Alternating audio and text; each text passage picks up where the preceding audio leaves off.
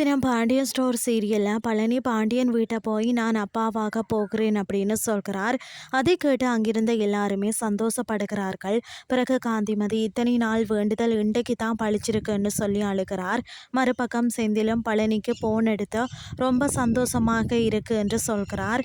அதனை தொடர்ந்து பழனி கதிரை பார்த்து சரவணனுக்கும் குழந்தை பிறக்க போகுது, அப்படியே நீயும் செந்திலும் குழந்தைய பெற்றுக்கிட்டால் நம்ம அடுத்த தலைமுறையும் நம்மளை மாதிரி ஒற்றுமையாக வாழ ஆரம்பிச்சிடும்னு சொல்கிறார். அதுக்கு கதிர் குழந்தையெல்லாம் பெரிய பொறுப்பு, அதையெல்லாம் நான் இப்போதைக்கு யோசிக்கவே இல்லைன்னு சொல்கிறார். பிறகு கதிர் பழனி கிட்ட அம்மாச்சி இங்கே இருக்கிறது எனக்கு சரியா படலை, மேலும் இத்தனை வருஷத்துல அப்பாவுக்கும் அம்மாவுக்கும் சண்டை வந்ததில்லை, இந்த சண்டை அம்மாச்சி வந்ததுக்கு அப்புறம் தான் நடந்துருச்சு அப்படின்னு சொல்கிறார். அதை கேட்ட பழனி நான் முயற்சி பண்ணி பார்க்குறேன் என்று சொல்கிறார்.